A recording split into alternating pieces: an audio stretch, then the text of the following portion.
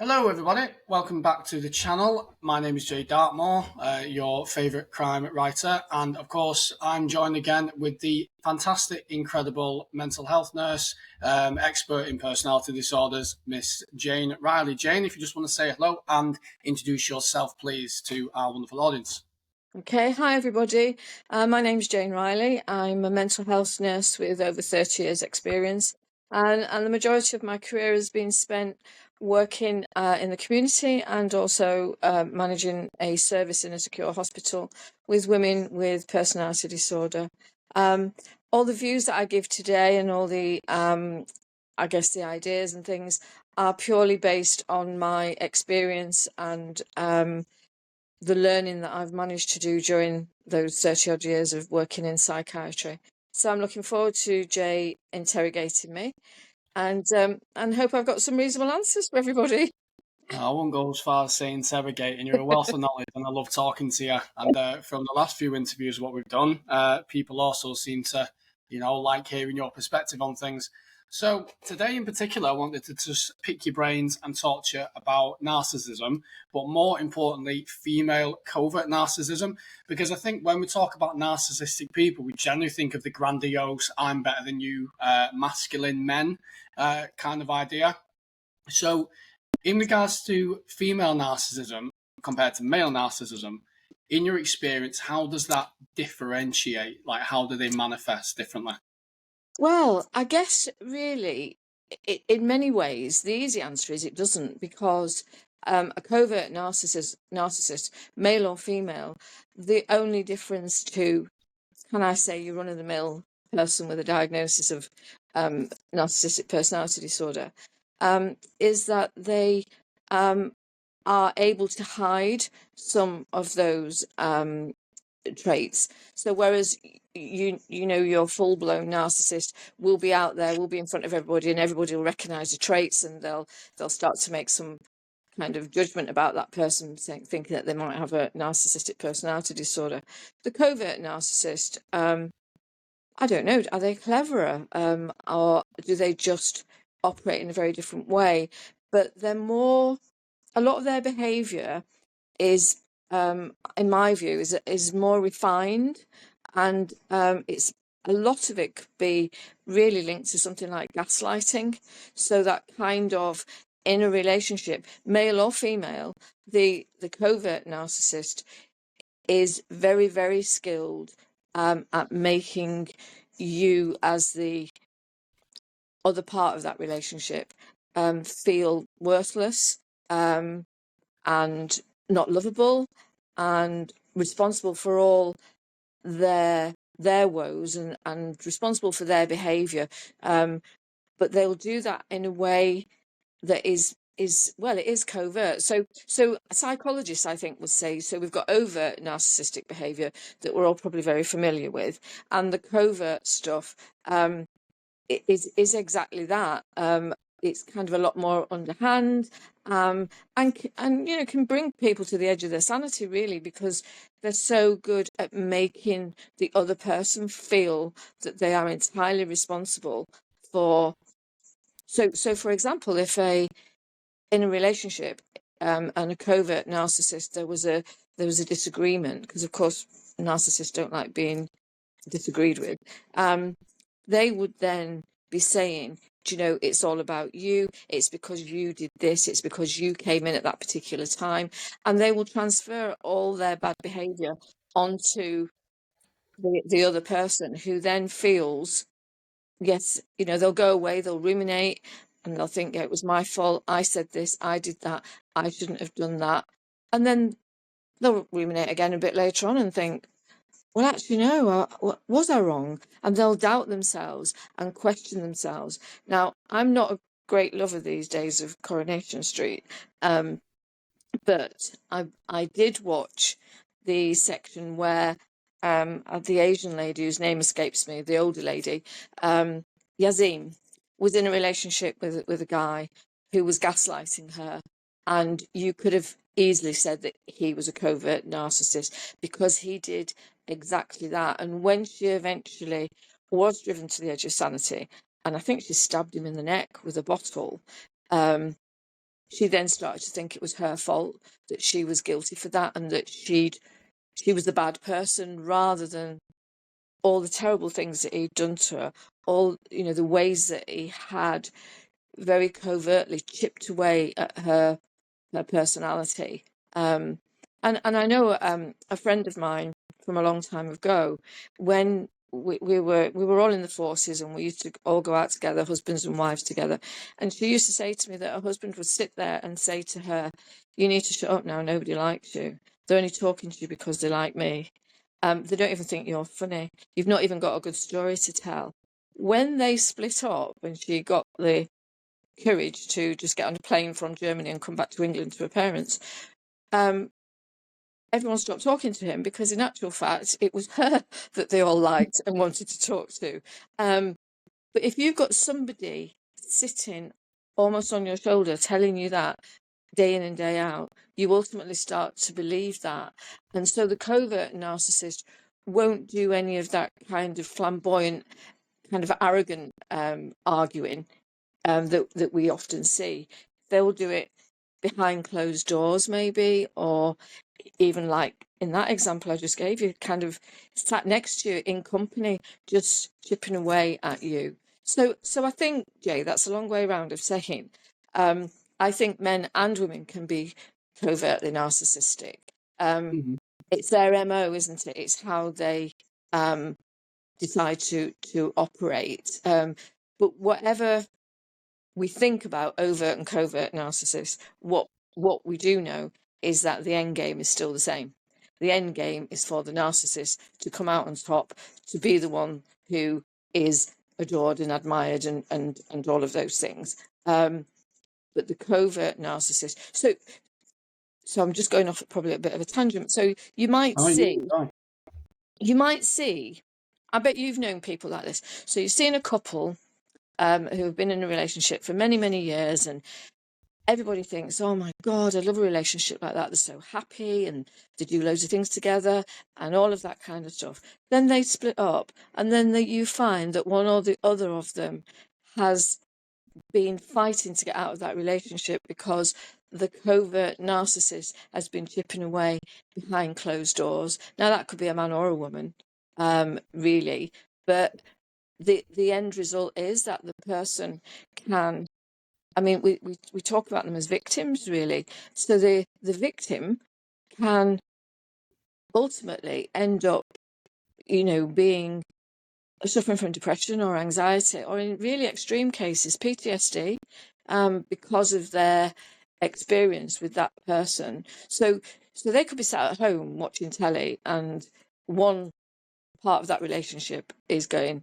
"Well, you're a bit fat, and you need to lose some weight, and people talk about you," and then the doorbell goes, and it's the neighbour come to borrow a cup of sugar, and the narcissist opens the door and goes, "Oh, hi, come in," and then the victim will go, "Hi, how are you?" Nobody would ever know that kind of behaviour was going on, and they'll be all cheery. They might even offer their neighbour a drink, and then they go, and then it will just revert back to exactly what was going on beforehand. So it's quite a long process, and I suspect, I know in the jobs that we've been doing recently, Jay, that we see a lot of gaslighting going on, but I wonder if a full kind of psychological assessment would identify that some of those gaslighters, for the want of a better word, are actually covert narcissists. And I have no idea whether that answers your question.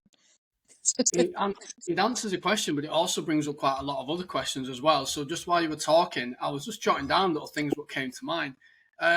It's really interesting when you say about the switch. So I know one person in particular where we were having a row, and then next thing you know, they get a phone call, and it's, like you said, it's, Yeah. "Oh yeah, we're all good, thanks, yeah, it's real good."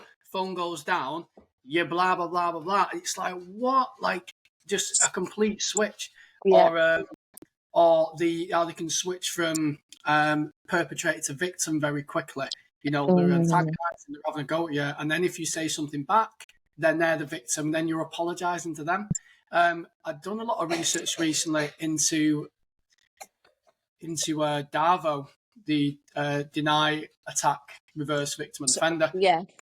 And I found that really interesting. And it summed up a lot of like gaslighting, a lot of manipulation techniques with that. So just with a couple of questions. So would you say that a covert narcissist is more dangerous to get into a relationship with compared to a grandiose narcissist? Would you say it's harder to detect, and there's more likely you feel that it's your fault more than It, a grandiose? it might be harder to detect, but breaking away will still be very difficult. So, Mm. so it might be what might happen with a grandiose, loud, overbearing, arrogant narcissist. Other people will notice and will have an opinion. So if you've got friends or relations or colleagues who will feel confident enough to say to you, that's not right, and you start to think maybe I shouldn't be in this relationship, or you start to reflect and think no, this is wrong. Whereas somebody who's in a relationship with a covert narcissist, because a lot of the behavior is covert, it might take them longer to twig on and think, oh, actually, this is wrong. But the breaking away from a narcissist is really, really difficult. And I'm trying to think, and I don't know whether I've written it down here, because there's the thing about them is that if you criticize them, that dents their narcissistic armor and makes them very angry. Now that can be an overt or a covert narcissist. So the sense of entitlement still there as well, Jay. That kind of, I need to be heard. I'm always right. I need to be adored and adulated. I think maybe what happens with a covert narcissist is that the victim might suffer for longer, and might find it slightly more difficult to get away. But it's always very hard to break away from a narcissist, because in their fantasy world that they're building all the time, where they're this perfect person, everybody loves them, and they're good at everything, and they're almost like wear the knickers outside the trousers like Superman, don't they? They're an amazing person. It only takes one sentence of someone to query that before they go off at a tangent. Now with a covert narcissist, I was thinking about this the other day, actually. I was wondering about whether domestic violence is a result of covert narcissism, along with the gaslighting and that kind of stuff, because a lot of it, as we know, and we've seen people in our jobs where the victims eventually have cracked, and we know, don't we, there's been cases in the papers and the press over the last 2 years where women have murdered their husbands and have said, I wish that I've done it sooner. Because that kind of murder is really a response to, I can't take any more of this, and maybe part of their PTSD, and they don't know where else to go with it. So it's incredibly complex, and I think that for me, my view would be that living with a covert narcissist is probably harder than living with an overt narcissist. Because with an overt narcissist, in a way, you know what you're dealing with, even though it's hard and difficult to break away, and they're not very pleasant. Yeah, I think it's easier to spot with a grandiose or with an overt, because you would sit there and other people would see it as well. So be like, he's a bit of an arsehole, him. Like, he Exactly. thinks he's better than other people. Like, why'd you put up with him? Oh, I don't know. We know he's dead nice to us sometimes. It's just one of his moods, or, well, it's my fault. I should. So it's much more in front of you. But with a covert, there is a lot more reversing and projection, in that the reason why we're now having an argument is because of something you've said to me. When it Yeah. actually, it's you've only said something in response to what they've done. Or what will happen is, in my experience, is the victim could say something very innocuous, like they're just talking and not even thinking about what they're saying, just general conversation. But the narcissistic person will pick up on that, and then they will then attack them later on over something unrelated. So it's like Yeah. it's sat in their mind for maybe a couple of hours, maybe a day or two, and then they'll go at them over something very minor. To Mm-mm. which then the victim sat there going, where's this come from? Why Yeah, are we arguing over this? And then that's where the walking on eggshells comes in then, because you don't know what you can and can't say because the rules are never explained. And even if the rules are explained, then those rules are always subject to change. they're elastic, aren't they? The rules are elastic, the boundaries are elastic.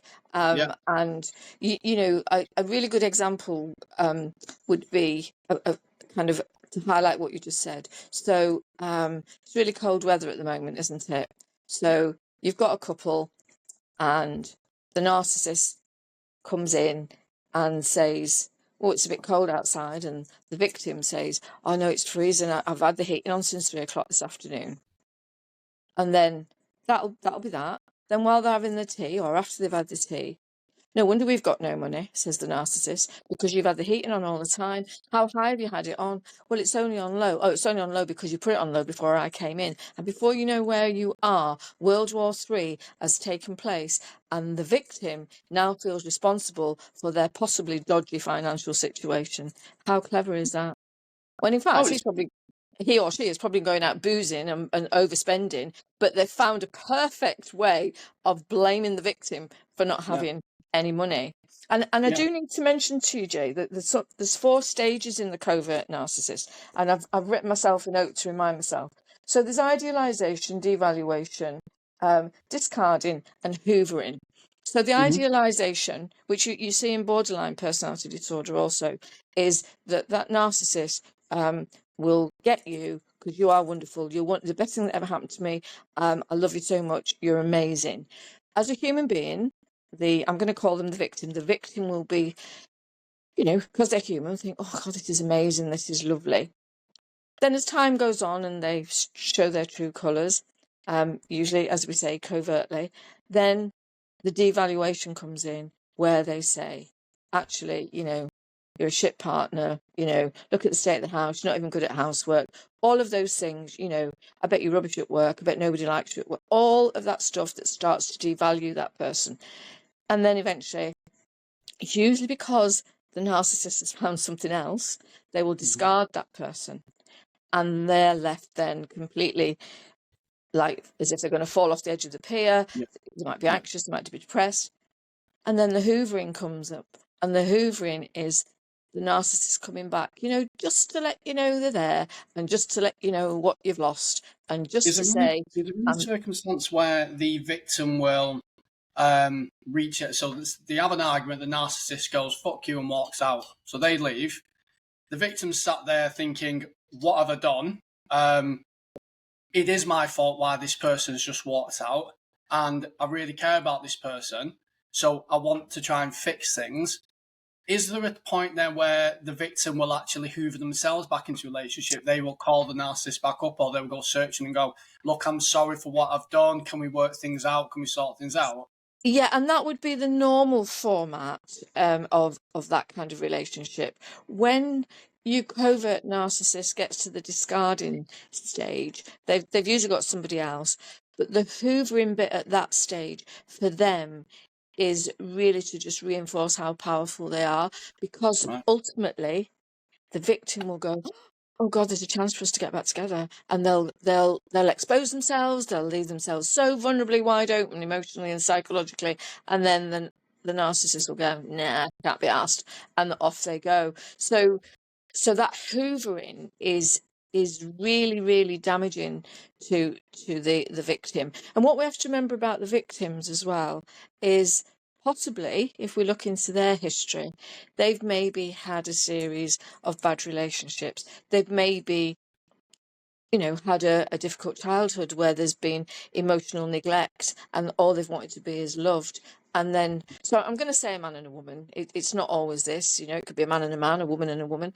But I'm just going to typically say, so this lady had, you know, absent caregivers, parents used a lot of alcohol. They were absent. She didn't feel much love. She just wanted to be loved. And then one day, this absolutely marvelous man presents himself to her. He's lovely, he's kind, he's warm, he's friendly, he's charming, he's all the things she's ever wanted. She's immediately sucked in, no matter what. And then trying to extricate herself from that and realize that she is a victim and that he's a predator takes years and years and years for some people. And it's incredibly sad because during that time, all that's happening for the victim is that she's having confirmation that she's not lovable, she's not worthy of care, nobody likes, you know, the whole stuff that she had as a child, it's just replicating itself. So really, when victims come out of those relationships, it would be really reliable, not reliable, that's the wrong word. It would be advisable for them to kind of seek some kind of therapy themselves to stop repeating this pattern of behavior, you know, because they'll go from one narcissist to another, to a controller, to a gaslighter. We They'll see it, do, don't we? We yeah, see it in our field of work where we it's do. the same name coming up, Yeah, and it's like, and people go, "Oh, why are they getting with someone else like that?" And it's because that's the way they've been conditioned. yeah, It isn't their fault. They have been conditioned to being a child to find, to feel that they're not lovable. So then they get with someone who's essentially, like you said, a predator who seek out vulnerable people oh, because. definitely. And it's not only, I heard it the other day, and it was such a good analogy, and I've used it before, is if you sat down with someone on the first date and they said you were worthless and slapped you in the face, you would never see them again. Exactly. But if they bought you flowers and then over time they slowly ground you down and then violence started, just a push, a nasty comment, by that point, they've already told you that you're worthless, or you already believe that you're worthless unless you do what they say, Yeah. because that's how they exhibit control. Who Um, else will want me? Who else will want me? I'm so lucky yeah, to have him because he's amazing and he's clever and he's funny. And look, when we're out in company, everybody thinks he's like really funny and is the life and soul of the party, and everybody adores him. If I think dark thoughts about him or think negative thoughts about him, that's about me. It's not about him. So yeah. it's that kind of completely and utterly getting into somebody's psyche about making them feel worthless and not lovable, and that's really sad to think And, that and you're not equally, Jane, lovable. it can be if it's the male victim with a female covert narcissist, it Yeah. can be, but wait, they're so beautiful, they're so pretty, they're so great in bed, they're so like, how do you find when it comes to actual manipulation? How does it differ between men and women? Are women more emotional and sexual? Are men more gifts and showering affection? How does it seem to work? Yeah, I would say that's probably pretty much how it is really. And again, it's kind of stereotyping people, but because you couldn't say that in same-sex relationships where this happens. So one or the other of in a same-sex relationship, one or other of them will I be the think more we've probably sexually lost you, Jane. kind of Have you gone? active and luring you in Have you that gone? way, and the other person will be giving gifts and stuff. But what it means is that the victim will, whether it's the same sex relationship or not, will still have those inherent feelings of low self-esteem, low self-worth. And so Mm. they will just give themselves in that relationship. So it's that kind of imbalance in all of those relationships. And I think it's really difficult. I suppose if we were having this conversation 20 years ago, we'd just be talking about men and women and say, yeah, it's always women it's always men that are perpetrators and the women that are the Mhm. victims in these scenarios. We now are much more educated and we know that that isn't the truth, Yeah. and that there are a lot of men who are victims in these circumstances as well. But I think there's still that kind of stigma about men. You know, I think that's true. I think you when need it to comes man to up. male, well, yeah, unfortunately, and I remember having a chat with someone about this, and they said men can't seem to win because if a man says that his missus is horrible to him, his friends or colleagues might go, "Well, you need to get her under control." Then, Yeah, if a man goes, my missus won't, she'll not do what I say, or she constantly has a go at me, or she hits me. It's like, well, you need to, like you said, you need to man up. And for a man to say that, oh, I've actually been a victim of domestic abuse, it's like, well, you're weak then. How could you let you miss? And we've got to stop that thinking, because if you flip it round and a woman walks into a workplace and goes, my husband called me fat last night and he slapped me, and now he's apologising, they'd be like, are you joking? Get out. Like, you're Yeah. not, that's not okay. And It was good. I think, sorry to interrupt you, Jay. I think we're getting further, aren't we? Because we are encouraging men to talk now about Yeah, depression and definitely. suicide and things, and so it feels like hopefully this will be a natural progression where men will feel more confident in these groups that they go to, Mm-hmm. where they can say, well, actually, part of my depression and my suicidality is based on the terrible relationship I've got with my wife, who's very controlling, and who says awful things to me, but I don't feel so. So I think maybe we'll get rid of some of that stigma. Maybe we will see more male victims in a female male relationship, and I think I suppose going forward, we probably need to look at it as perpetrator and victim rather than gender related or Yeah, whatever. And I know that I'm walking on very stony ground here now, aren't I? Because I'll end up getting myself hung. But I think if we look at relationships in in the full meaning of a relationship, so whether that's a relationship at work where you are undermined by your colleague all the time, and I think we've talked about this before when we've worked really hard on producing a really good report or doing some research, and we've put it all together, and there's been three of us that are supposed to have done that, and then Billy Big Bollocks jumps up at the 11th hour and goes, so this is what we've done. Well, actually, no, you were at the pub most of the time, we couldn't get hold of you on the phone, and you didn't really contribute.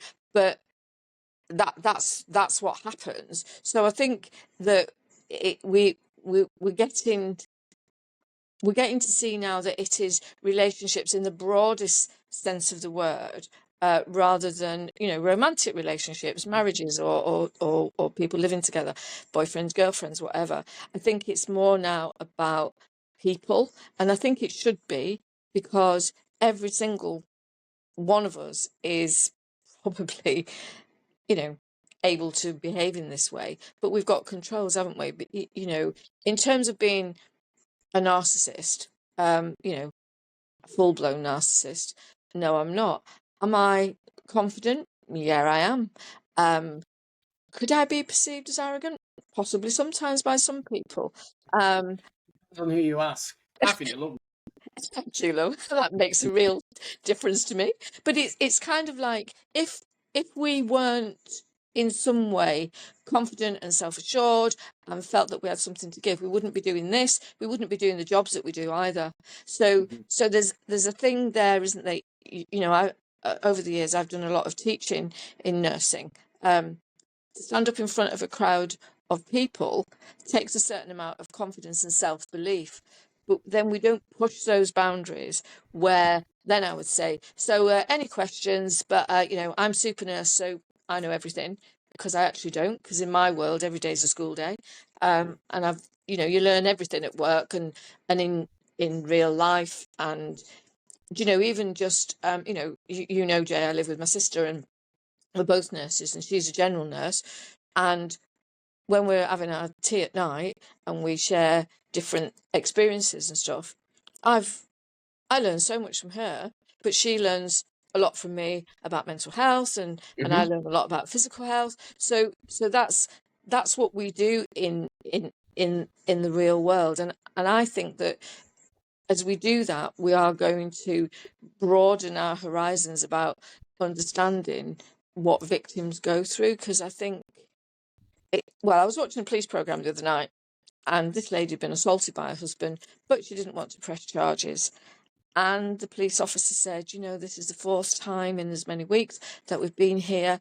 And I said to my sister, and it'll be the 24th time before that lady says, yes, we know that, you and I, because that's when she'll get to the point that she's had enough. So the victims are as important for me, their backgrounds, their upbringings, their past experiences and or trauma, are very important as whatever's created the narcissist, you know. Yeah, there's a lot of focus on the narcissists themselves and how they act, but it's really important to say to people like, if you've been through something like this, you need to get help. You need to speak to somebody Yeah, after the effects, because not only do you need to process what's happened, you need to understand as to why you got into that relationship in the first place and why you allowed yourself to be treated like that.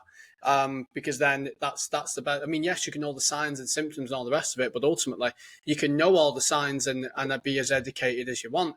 If you can't say no and you can't, be happy on your own and you can't value yourself, you can point to the signs and go, oh, I'm being gaslit now, or I'm being discarded or hoovered. These people are incredibly good. They've been doing this since birth. They've been doing this since being so young, manipulating, getting the wrong way. You do not have a chance against somebody like this if you don't know, if you're unable to look after yourself. I've just got a quick question for you, Jane, and then if we could go through the 9 traits, if you're happy with that. okay, yeah, that's fine. Yeah. Super quick question. I can't read my handwriting. Oh, is covert narcissism and borderline personality disorder, do they look similar, or are they actually quite different? Do they act very similar? I think in the idealization and devaluation area, a lot of people with a diagnosis of borderline personality disorder, which I've said before and I'll say again, in my world is actually PTSD, but I don't write the Yeah, diagnostic it's manuals. PTSD, yeah. Um, There's a lot of but thinking about they do, people with that diagnosis do idealize and devalue. But so one of the things for me is that when somebody with a borderline personality disorder might threaten suicide, they might threaten self-injury, they might be very histrionic and over the top, and loads of people involved trying to keep them safe and everything. People will say, oh, they're manipulating. I believe that they're care eliciting, so that's a very different thing. They are looking for some care and some help with their difficulties. Their language is self-injury, and that's how they tell us as professionals and caregivers that things are going wrong for them. So I would say that the idealization and devaluation are very similar, but I think the presentation, apart from that, is very different in my view. And I've just noticed that the camera has frozen. Can you still hear me, Jay? Yeah, I can hear you. You froze a Okay. little bit for me before, but then you came back on, so it was okay. Okay. So I would say that all the personality disorders, Jay, cross over. There's bits of this and bits of that and bits of whatever. For a lot of people, us included, we've got little bits of this personality disorder, that personality disorder. I think if you spoke to my family, they would say that I was histrionic. I absolutely deny that, but I probably am. So I think that there is always a crossover, but I think really the narcissistic personality disorder and the covert narcissist are much more closely linked. And I say that because the end game is the same. They are after manipulating and hurting people that they don't really care about. And we'll go through that in a minute about how they Is do that. is that a Um, is that a conscious thing what they do? So they get into a relationship purely to exploit, or is that something which that's just how they do relationships? So do they get yeah. into it knowing that they're going to exploit this person, or is it just them being in a relationship to them Mm. is exploitative and about power? I guess the jury's out because all they're ever seeking is they're very self-serving, aren't they? That it's just about them. It's all about me. So they need all that adulation and the ego stroking and that kind of stuff. Yeah, they probably do it intentionally because they've got no empathy. So Hmm. they're not really bothered. They go on to they look at people in terms of starting a relationship, um, consciously or subconsciously. I don't know, but they do go into a relationship looking at what they're going to get out of it. So, yeah, I don't think that's answered your question because I'm not 100% sure, but I think they know, but they don't care is Right. probably what Okay. I think. Yeah, they know, I, but they I don't care. think I think to summarize what you kind of said was it might not be intentional the way they operate, but they go into that relationship with the intention of serving themselves, not the other person. Absolutely. Yeah, yeah. That makes And sense. they'll find lots of different ways to do that. And they will, you know, I mean, they're not stupid people. They know what they're doing. They set up these scenarios, and it becomes, you know, their MO is just in the same way as we might operate in being maybe kind of quite kind people, kind of quite friendly people. Then that's how we are, and maybe they they present themselves as that, but their end game is different to ours. Hmm. And I'm going to have to walk into the kitchen with you, Jay, because the battery's going on my phone. Does Oh, our no. audience know that I'm not very technical? I And think they might have gathered that from what we spoke about before. So, I'm so sorry. listen, I'm just hey, going to have to listen, plug this you're in. what you lack in technical skills, you make up in knowledge. So it's Oh, absolutely fine. Don't oh, I worry blooming about hope so. I hope that's all So, right. do you want to tell? Do you want to talk to me about the nine traits then, and how they manifest in an overt versus a I covert, do. or however you want to go? I do. Right, we're plugged in. We're charging. That's good. Okay. So, um, I've just got some little notes here just to prompt me because I can't always remember the nine traits. But so the first one I'm thinking of is that sense of self-importance. So it is all about me. I'm really important, and I am important to you, and I'm important to everybody. In brackets, because I need that to function. I need that to be alive, and I need that to do what I'm doing in my life, because that's the thing for me. I am really important. And then that leads you on to the sense of entitlement. And they're Hmm. very entitled people. And so, you know, And if that's why there's you a can't say no promotion, to them. absolutely, absolutely. And if there's a promotion at work, well, why do I need an interview for that? You know, I've been doing this for 5 years and I'm really good at it. They don't need to interview. They need to give me the Yeah, job. That kind of entitlement. yeah. Um, and there's then that leads on to the preoccupation with power, beauty, and success. So they will always present themselves as this very powerful person, this person who's probably they think is, if they can show themselves as being knowledgeable, being beautiful, um, and also they're interested in beauty. So they will want what they perceive as a beautiful partner, and that's when they move on to somebody else. When when they get rid of people, when they end relationships, it's because they found something better in Hmm. their world. Um, they only ever align themselves to people who are important, or very skilled or very special. They look down on Jane, other just people. Jane, just sorry. When you said about the preoccupation with power, could that also be a preoccupation with a idealistic version of love? So, Yes, yeah, yeah. I guess it could. Um, but how they can't hang on to that, can they? Because of their other behaviours, they'll never have that. If mhm. that isn't a, you know, but they are powerful in relationships. You know, they will say when we're going out, they will say when we're having dinner, they will say if we're inviting people round or not. And if that's in a relationship, then that is very powerful. And again, the victim will hang on to that because they want to be part of that kind of adulation because they're human as well. Mhm. So it's reflected, it's almost like reflected glory, isn't it, onto Mhm. the victim, because everybody loves my partner. Um, so yeah, they do look down on the ordinary. So, you know, they would look at other people and think they're nothing, they're nobody. And they're very But arrogant. would a vulnerable narcissist say that, or would it manifest in a different way, No, they're not vulnerable in that way. The only vulnerability I believe that they've got is um, the or a fear covert? I'm of saying. being left on their own, the fear themselves of being left alone. Can you hear me? Yes, I can hear you. Yeah, yeah. Oh, right. Sorry. So that's that's their only vulnerability, really. They're scared of being left alone. So all this Okay. bravado and this being in control and this being powerful and beautiful and all of that is about making sure that they don't get left alone, because it's unusual, isn't it, for the victim to leave the relationship. It's usually the perpetrator. So they're very arrogant.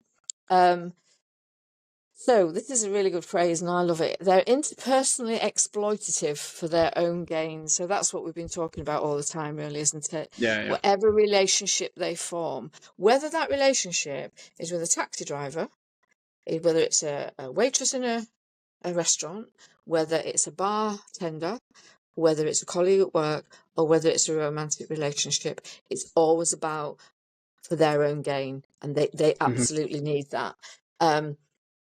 They must be admired and adored. That's it. They've got to have that all the time in order for them to function. And they lack any kind of empathy. They have no consideration for the impact of their behaviour on anybody. You know, their wife, their husband, their lover, their friends. They need to be the centre of attention, and that's it. And they're also envious of others. And they believe that other people are envious of them, which is kind of a really good ego massage, isn't it? It's a very I am. that's quite an interesting one, that when you consider that they believe that they are the best thing ever, and yet they are envious of others. Yeah. And so what they do is, so if you think about promotion at work, I could do his job, and they will do their best, and they will get a promotion, and they will get there because they need to be there.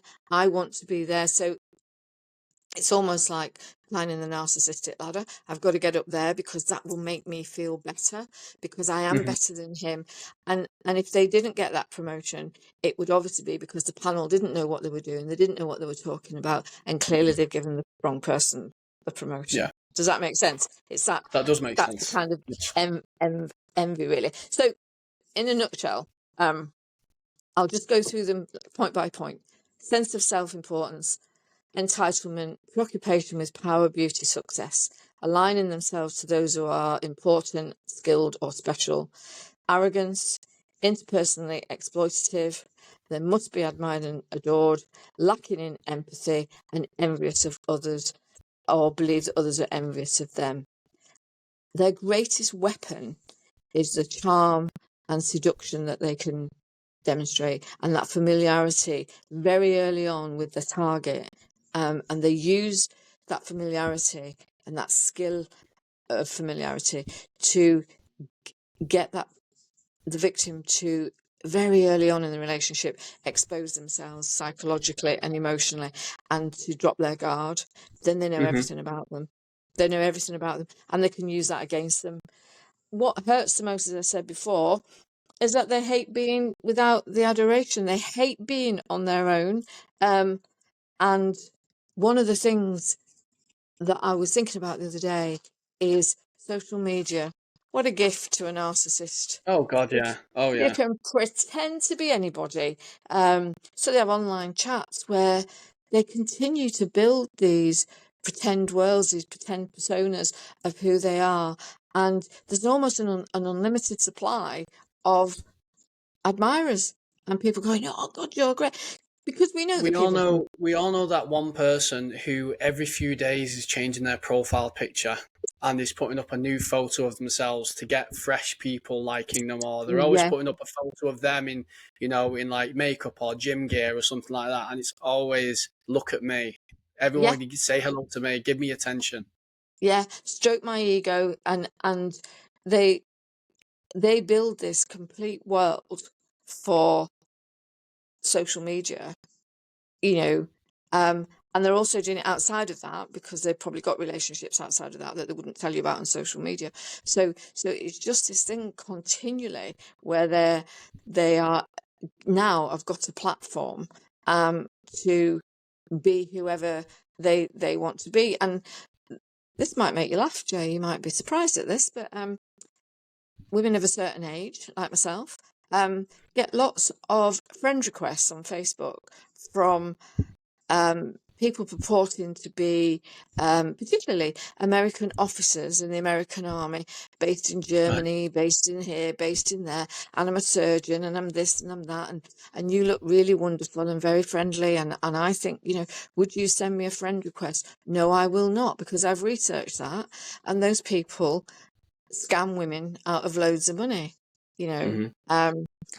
And I'd like to think that I'm really well put together and wouldn't fall for any of that nonsense.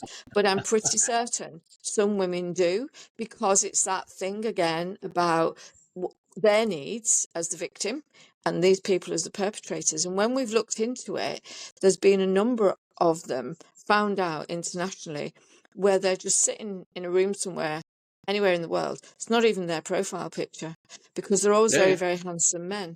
Now, you know, I'm not being funny, but not every handsome man is going to be looking for a woman on the other side of the world. So, you know, but it's that kind of big, you know, if you are vulnerable, you can be drawn into that.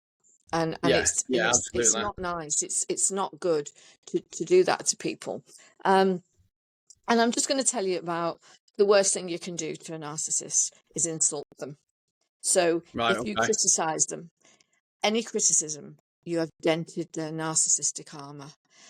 That's when people can get angry. That's when they can be really, really unpleasant, because you've questioned how amazing I actually am. And who are you to question that? Because their egos are so fragile, because they're built on lies and deceit, aren't they? So they're very, very fragile. So as soon as you disagree with them, it's like the blue touch paper and stand well back. And when that happens, there can be violence then. You know, they also don't like being exposed. You know, so if somebody said, this is what you've done, you know, you've tricked me out of this, you've done that, you've maybe assaulted somebody in the relationship, they don't like that. And what they will quickly and very cleverly do is go around and tell as many people as they can, that's all false, he or she's making that up, I would never do that, look at me. And people would go, oh, actually, he's a really nice person. Or, she's lovely. She's so kind. Well, you're speaking just with that what you said. I know someone who that happened to. So a friend of mine got assaulted by his partner. The friend retaliated, hit her back, and then the relationship was ended. Then and then the next day, all over this the perpetrator's social media, bruised to the head, look at what my boyfriend did to me. And everybody's going, oh my God, that's awful. And then because they built up this persona online of being this kind, wonderful, amazing person, everyone was saying, that's you're so kind, you're so lovely, so beautiful. I can't believe this person's treated you like that.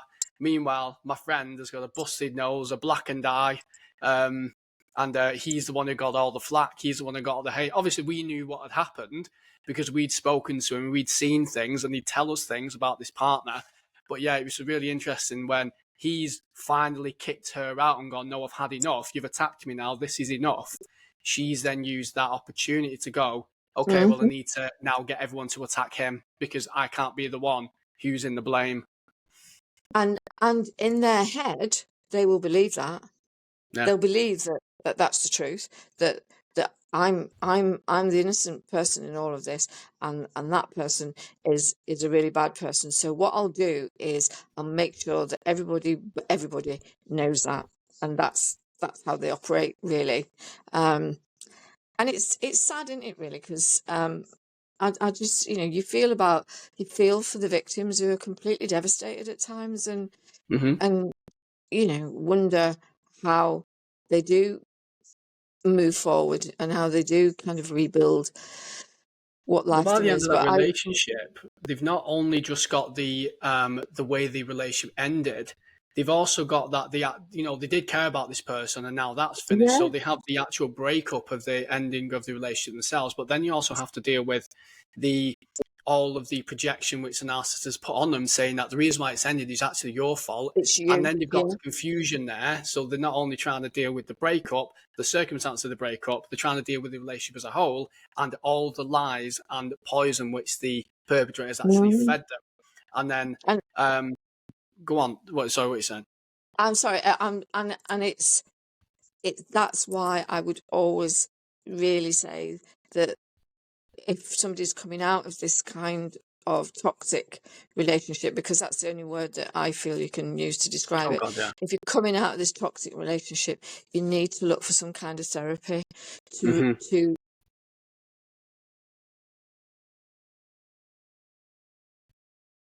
I've lost your sound, Jane. I think the sound's gone off. There you are. it just Yeah, you're went back. through. Your I'm sound about. went quiet, so it's Oh, fine. sorry, So my brother was ringing me. Um, it's all right. sorry about that, everybody. Um, so the therapy will help you to identify who you really are, but to give you some strategies to make sure that you don't walk straight back into something similar to what you've just got out of. It's more about kind of preparing you for the rest of your life so that you'll spot these people, because you will be vulnerable to falling for the same line, the same kind of script that these people have, and just really some kind of self-soothing and making yourself feel better, because that's what the victims need, that it wasn't about them at all. It was about the partner, whoever he or Yeah. she is. So yeah, I think that's it. Do you need any more? One. No. Yeah. No. It's brilliant. One last one, just before we finish. What would cause a narcissist to not want to hoover? So the relationship ends. What would cause a narcissist to go, I never want to be that person again? Well, it would be that whoever they've gone to has got a lot more to offer than what they've left, really. So it might be that they've fallen in love, in inverted commas, or started a relationship with a millionaire's daughter. Money's no object, great life, private jets, whatever. Yeah, I don't need to go back to her that lives in Mm, a 2-bedroom terrace house in the middle of Oldham. I can go and pursue this yeah. here. And then interestingly, when they get into that kind of relationship, which in their world would be better than what they've had, that's when they'll start maneuvering themselves around that social circle and hmm move on to somebody else who's got more money, who might have Yeah. 2 private jets, just as the Well, sake of argument. Well, my friend who was talking about before, he never heard of this person again, and we said that's because of how badly it ended. They couldn't possibly then go back because that would just expose everything what they projected. So, do you think the sense of that as well, like they've caused such a narcissistic injury that they couldn't go back to save face? Yeah, because once they've been kind of hurt like that and discarded, as I said to you before, one of the things they can't bear is to be discarded. They hmm would not go back then, because if those really strict boundaries are in place and those actions have taken place, and you've thrown that person out, then it's going to be really difficult, and their pride and their ego won't let them do that. But what Yeah, they will tell other people is that they left, and yeah, they'll never go back, yada yada. It's not going to be the real version of events, is it? And then they no, will